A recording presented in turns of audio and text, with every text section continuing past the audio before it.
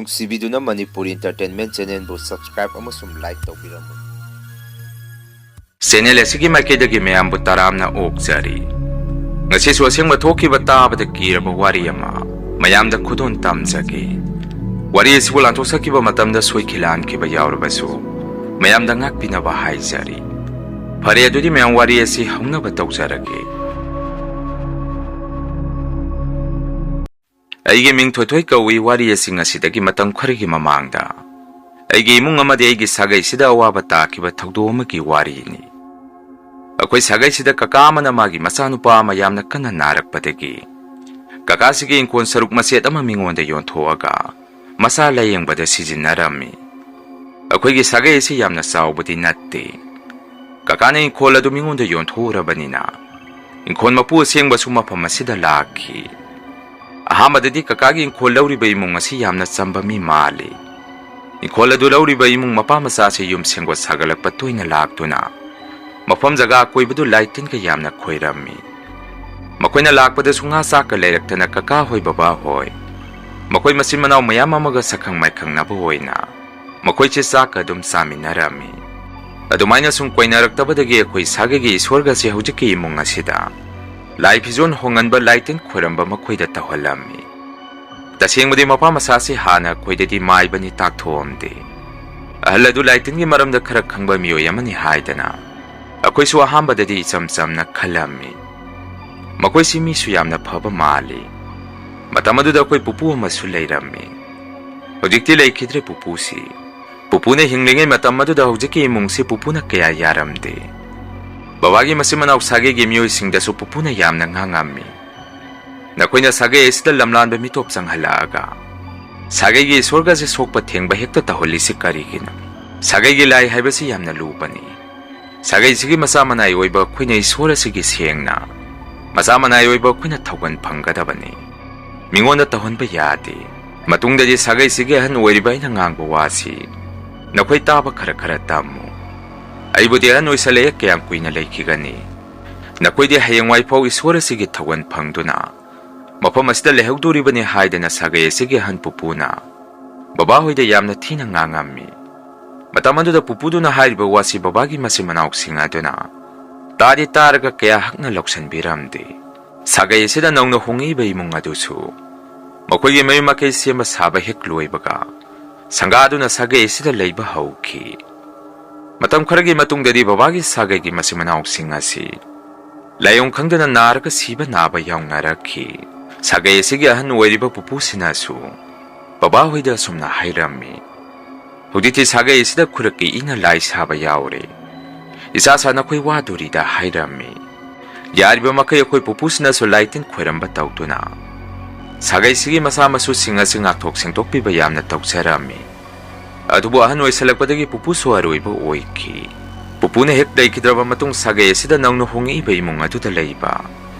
ꯑꯍꯜ ꯑꯗꯨꯒ ꯃꯄꯥ ꯃꯆꯥꯁꯤ ꯅꯨꯃꯤꯗꯥꯡꯗ ꯐꯣꯡꯅ ꯂꯥꯏꯇꯤꯟꯒꯤ ꯃꯆꯤꯟꯖꯥꯛ ꯊꯥꯗꯣꯛꯄꯒꯨꯝꯕ ꯀꯤꯕ ꯃꯇꯧ ꯑꯩꯈꯣꯏꯅ ꯊꯦꯡꯅꯔꯛꯈꯤ꯫ ꯕꯕꯥꯒ ꯑꯩꯈꯣꯏ ꯃꯌꯥꯝꯅꯁꯨ ꯀꯔꯤ ꯇꯧꯔꯤꯕꯅꯣ ꯍꯪꯉꯨꯕꯗ ꯃꯈꯣꯏ ꯌꯨꯝꯒꯤ ꯂꯥꯏ ꯈꯣꯏꯔꯝꯖꯕꯅꯤ, ꯀꯔꯤꯁꯨ ꯅꯠꯇꯦꯗ, ꯅꯈꯣꯏ ꯄꯥꯈꯠꯀꯅꯨ ꯍꯦꯛꯇ ꯍꯥꯏꯔꯛꯈꯤ꯫ ꯅꯣꯡꯃꯗꯤ ꯑꯩꯁꯦ ꯂꯝ ꯑꯃꯗ ꯂꯩꯀꯥꯏꯒꯤ ꯏꯃꯥꯟꯅꯕ ꯑꯅꯤ ꯑꯃꯒ ꯊꯥꯕꯜ ꯆꯣꯡꯕ ꯑꯩꯈꯣꯏꯁꯦ ꯄꯨꯟꯅ ꯆꯠꯂꯝꯃꯤ꯫ ꯑꯩꯈꯣꯏꯅ ꯌꯨꯝꯗ ꯍꯜꯂꯛꯄꯗꯗꯤ ꯄꯨꯡꯁꯨ ꯐꯅꯌꯥꯝ ꯊꯦꯡꯉꯝꯃꯤ꯫ ꯑꯍꯤꯡꯒꯤ ꯄꯨꯡ 2 ꯇꯥꯔꯦ꯫ ꯂꯩꯀꯥꯏꯒꯤ ꯏꯃꯥꯟꯅꯕꯁꯤꯡ ꯑꯗꯨꯁꯨ ꯃꯈꯣꯏꯒꯤ ꯃꯌꯨꯝ ꯃꯄꯥ ꯌꯧꯅꯔꯛꯇꯨꯅ ꯃꯈꯣꯏꯁꯨ ꯃꯌꯨꯝꯗ ꯂꯣꯏꯅ ꯆꯪꯅꯍꯧꯈꯤ꯫ ꯑꯩꯁꯨ ꯏꯁꯥꯗ ꯀꯔꯤꯁꯨ ꯈꯟꯗ ꯌꯨꯝꯂꯣꯝꯗ ꯁꯨꯝ ꯍꯜꯂꯛꯑꯝꯃꯤ꯫ ꯃꯇꯝ ꯑꯗꯨꯗ ꯑꯉꯛꯄꯅꯤ, ꯑꯩꯅ ꯌꯨꯝꯒꯤ ꯊꯣꯡꯒꯥꯟ ꯃꯄꯥ ꯌꯧꯁꯜꯂꯛꯄ ꯃꯇꯝ ꯑꯗꯥꯏꯗ ꯐꯤꯉꯧ ꯁꯦꯠꯄ ꯃꯤꯑꯣꯏ ꯑꯃꯅ ꯂꯥꯒꯨꯝꯕ ꯄ꯭ꯂꯦꯠꯀꯨꯝꯕ ꯄꯣꯠꯁꯛ ꯑꯃꯗ ꯄꯣꯠꯁꯛ ꯈꯔ ꯍꯥꯞꯄꯒ ꯑꯩꯈꯣꯏ ꯊꯣꯡꯒꯥꯟ ꯃꯄꯥ ꯑꯗꯥꯏꯗ ꯃꯤꯑꯣꯏ ꯑꯃꯒ ꯂꯦꯞꯄꯒ ꯂꯩꯔꯝꯕ ꯊꯦꯡꯅꯔꯝꯃꯤ꯫ ꯇꯧꯕꯇꯕꯨ ꯑꯉꯧꯕ ꯐꯤꯖꯣꯜ ꯁꯦꯠꯂꯤꯕ ꯃꯤꯑꯣꯏ ꯑꯗꯨꯗꯤ ꯑꯩꯅ ꯃꯌꯦꯛ ꯁꯦꯡꯅ ꯑꯗꯨꯝ ꯎꯔꯝꯃꯤ꯫ ꯑꯗꯨꯕꯨ ꯑꯅꯤꯁꯨꯕ ꯃꯤꯑꯣꯏ ꯑꯗꯨꯗꯤ ꯑꯃꯝꯕ ꯃꯔꯛ ꯑꯗꯨꯗ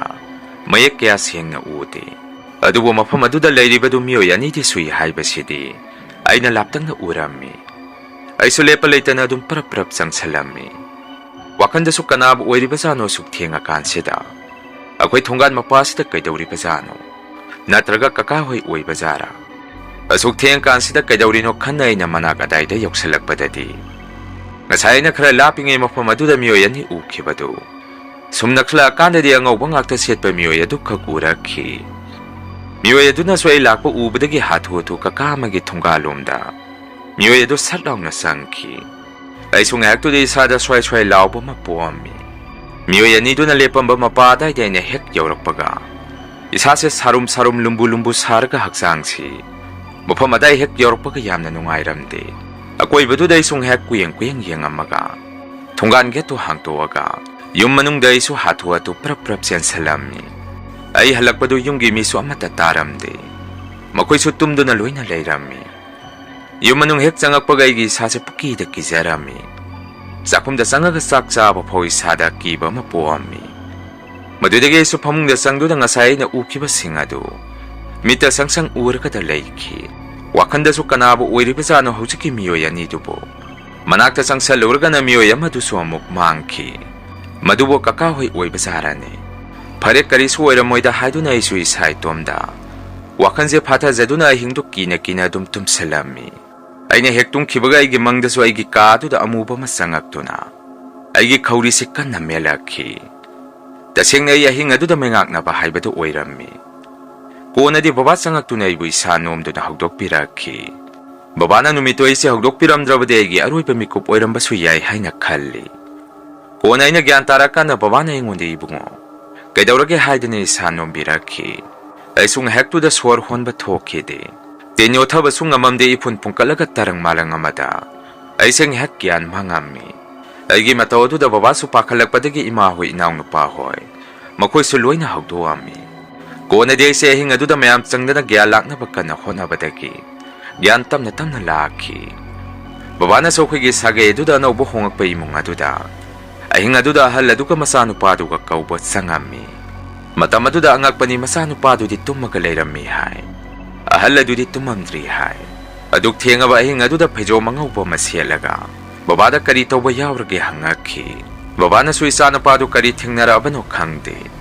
Mamangda karino mauro badagi. Mikap tuwa pok swar pulit din nyo tabang amdrihay dana. Mamanak ka na lang na hauri. Ako'y gida mukta sa lusi hayrami. Maduda haladuna so pare-pare ng mapandang hek ngayra mo haydana. Imong namagi ang uba pejo maduhong tuwaga. Babaga po na lang minarami. Haladuna ay hek ubada so ay ngudanok pinokpi tauraga. Ibungo isabok kari taurage. Mangda kari uri no hangaki. Maduda ay so ay nangasay halagpada tingnar pa mati. Mangda ukibas singado haladuda sitna na wari tamami. Babay mada so ay na wari to tamdribane. Makoy suway na adom na hayrak po doon pungak-ngaki. Aduga sum na hayraki. Karino ni kanabo uwiri ba zano ay hinga doon po. Pajong kwayat tauraga migi tunggan mapasita lepa mido po hayrami. Ano wa hong pahala doon na sunokpi-nokpi tauraga mo sum na kumei. Way niya hinga sita po parese. Nakoy sagagi na sinanaw wayram gani. At heng madami kanganda na yung gilay kwerang basulay ba ni. Ibungo nang ikuto ay ngonda mukta pirong. Ay yenge hayda na haladuna igi kutpahirga mihun niyangami. Aduga sumna hayraki. Yari-yari karisut tauraroy. Ay hingat-hing maduda halagpaduda taurini. Nang hagmit usalukwa hayda na haladuna ay mit usalalaga. Lagi uiba kari-karino karumachin na suwalaga. Ay gikokta nantabirami. Aduga babada karisut tauraroy. Tumza uro no isungayak teraga din nung sungalaani. Ay suwamuksa lagi hayraki. Baba na mo ipuding asay na lakpado at tumdribo hangami. Maduda ahalado na. Tumde na nang nagkorokpado da hagwalak pa ni. Ay tsale ko hayda na toki. Numito di babay masit tumda na ikinagta. Ay natumtagi ba sa ngagalay pirami. Nung hengaan baga di baba na tunga na tubada ako'y tunggala dudagi. Awang pang barom da kitang salaga.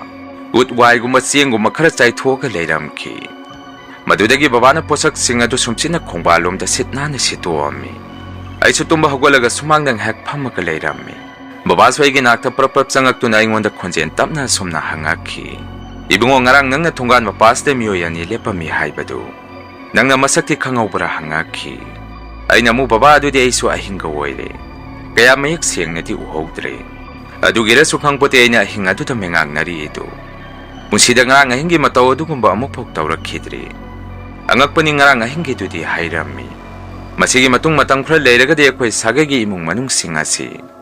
Maramsada na pukatakat na ba mati. Anayak to sila pa mataw kaya si mayok naraki. Sagagi kakahoy dadahoy na suahing dahalak pada. Marang-marakta ay na mamangda thengnakiba mataw adugum. Makoysu phaijom angauba setpa miyoy ama.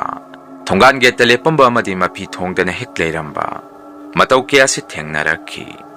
Tawbudabo akoyna miyoysing adugi maithongdi uba sukpang phangamde. Adubu nongmadi babana indom sahoygi yum saba yaururaga. Yumda halakpada khara thengkherami. Tasengbadi babasi u suba mini. Numito indom sahoygi thongthongaw panba satkibani. Maduda indom sana sak sarga hankro haidana sak sarga halakpada. Numidangi pung taramathoy taramdaya tayo yumda halaki. Babana lerektagi sumsangakpada ako'y tunggan mapadayda.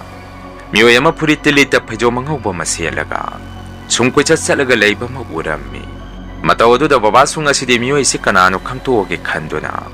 Layang matsindagi tamna sumlumboy lakpoy tawra kasangaki. Kung di babana sumnaksala kanda yengo pa matamdadi. Ako'y konong asida nang nukhongapaahan mapamasaan iduki maragda. Masano pa do wayrami. Babana sukang dari kangalagi haidana. Manakta prap sang salaga. Kayno mohon ang natawri ba do. Ayhing sida migi tunggan get mapada payjom duga. Madudi karap pazamante. Kay wakano ito po hangami. Babana dum na ikang kangog na hayrak pa do da huziki miway si. Made pakat pa da mihun ga si ayaw ki. Una din upado na babada sumna kumei. Tamo yung gilay kurang kita upani. Aduda sumlayang ba ni hayramaga sangki kita uwi. Bawana mo ngay ko da mohon. Sangki no ngay ko. Imong nena na kuya ni kaklay ba yung maduda. Na kuya na kuram ni balay si masing tingamdre. Kay nonoy gisi ako'y usita ba maali. Siyang na dumahayo ako'y sunahandagin ako'y napanasana. Tauri ba tabak si yenge na sumyangak pa ni. Na kuya gidoahing nga sida mitum na him na krakanda. Laya pataba sanagi tawri natro. Matong manok sumayna mo hek tengnarbadi isilina ako'y tanaraga. Na ako'y tantok kataba ni kango. Ay nahari sininga sinasuloy salo. Na ako'y sisagay sida na ubuhong pa ni Haida na ako'y nadisam na kalubani. Ay ginawa pang basa na inkon yoli na matong marong kang daba. Na ako'y di hek yon salami. Wahay kara si babana nupa do da haram do na yung nababasi. Yam na saong na sangaki. Imana su kari taurge hangbada babana wari pumba. Imada su tamami. Maduda ima su yamna saurami. Lamang tumang na taugada ba tabak to yumlak sida makoy na tauri ba si karino. Yamna sakwati mapamasasi hayrami. Babaga imaga na sanari ba wari do ay sumikap torak to na sumtarami. Maduda su pamungdagi puklaw na hagwalaga. Imaga babaga da sumna hayrami. Ay na nahanong mateng na halagpada ko'y tunga na teng na hayrido. Makoy swayda na wayrang gani. Aduga babana so ko'y da wari tamida na. Numitogi ahingado da babana ahalado kaubat sang ubada. Ahalado tumamdri pajo mga ubado siya lagalera mi hayda na. Madugi ahando swayda na wayrang gani. Ay na tengnari do hayrami. Babana mukyari hayang nungalaga na ko'y napaloy ga wari masanarage. Tumuro hayraki. Numito so ang apani ay so pamungda sangaga tumtarami. Babae maso tumbasangkre. Adubo ako'y na tumtakibang hak layraga. Pung baro tarak pa matamata ay ako'y yung gimangguanda. Mi masumsalaga laybagi mong da sendan makon gumba. Kung pa makon gumba karat taraki. Makola do imana hana tarak pa ni. Ako'y diloy na tumtari. Adumay na sumiya mamapana laybagi mong da sauma masum imana pangagpadagi. Imaso ka na buoy basano hayda na pamungdagi kumtaraga. Tong marumdagi mapanda yengubadak ka na sulayba uram kidehay. Madudagi imana mo pamungda heksangagpaga. Mi masum hanggat hana sa lagalay ba daw na muktawraki. Handak su imana lumaga mukyeng badadi angak pamatawa mada. Mapanday na ang nupagi sendan tambado. Sendala do masakti uda pa po sa kaman na tuwang aga tunggalom da. Akiba matawa mata sumtoki. Imana sumataw do urak padagi ahing ado da mapanak karino masakre hayda na. Yamna ka na imong ado da lauraki. Ako'y su imana laurok padagi pupuklaw na hawan narami. Ako'y da natin na ipanoy so imana lao po to tabadagi. Mako'y so karitong narabazano hayda na ako'y gida siya sa laki. Imada so ako'y maam nagkadawraki hango bada. Imana ukiba singado ako'y da wari tamaki. Maduda ako'y so tajade hayda na mayam po na mapanda tuwaga. Tungalom da yengo bada ina ang nupagi siya na nama. Tungan wang matatar ka layrami. Matawado da ako'y mayam so pungangaki.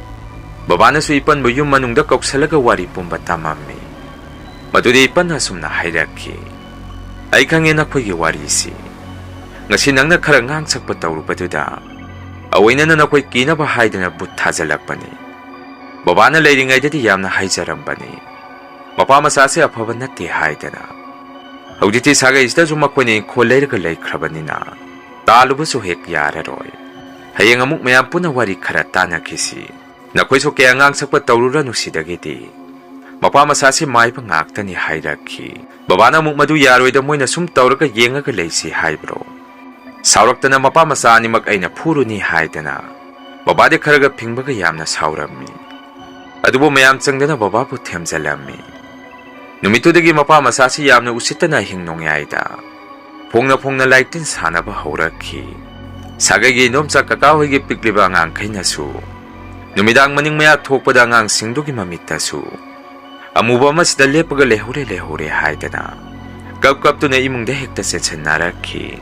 nungalaga ngang singadusu yamna kanna hekta narammi khwaidagi ngaklibidi mapa masaduna singnaribasi akhoigi imungdana helammi maramdi babana khara ngang sakpa tawrubadagi akhoisi mapa masaduna yamna saurammi nongmata khana sainaba tawramdaba inaw nupaga igasu toina tattana khana sainaba haurakhi akhoina imung asida phataba kari no thajalakpadagi inaw nupase maram chadana pungsawda sauraga yumdagi thokibadagi hanjalakani khangamde nongmasu babaga igana khara ngangubadagi sakhumdagi thang suri ma puthoraga masa matomda mangak samda lechanjarammi matawduda babaga igana thangdu mullaga hospital da pukhalammi asumna kibo mong mataw kya se imung asida thorakhi maibi yenguba matamda suna khoigi sagegi iswara si leitre lamlan ba sage eduda saidangak pa miyoy ani khakna iswara du thamai khare hojikti nakoi sagai do awaba taba haure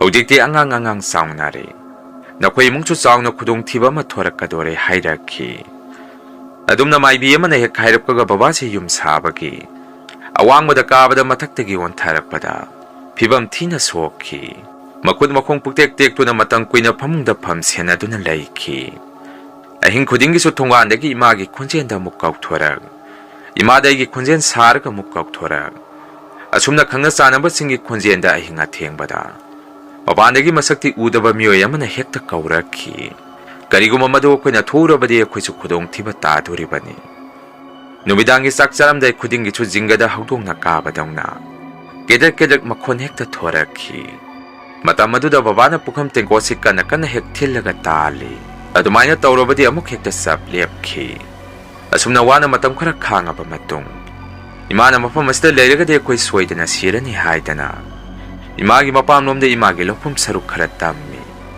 madugi mafam jaga adu de yum saduna khoisi khanglak pangamaktabadagi hongtorakhi babana sokoida sumna hairakhi matam mamada mapam sadugi marakta haladu sikrakanda akhoi amuk mafam aduda sangaga leirusi akhoina sumna hongtokhi basini makhoina pamli basi hairakhi akhoina hek hongtokhi baga amuk ipal hoida akhoida tawrakhiba mataw aduga sap manana amuk tawrakhi tawbada bo ipandi makhoiga thengnani haidana maibi afaw tanaraga makhoiga thengaina duna hojiksu mafam aduda lehauri masini mayam ngasigi rian horror story mathengi warida mayam punamuk thengnarasi masigidi mayam dagi kainanaba bidai lawjari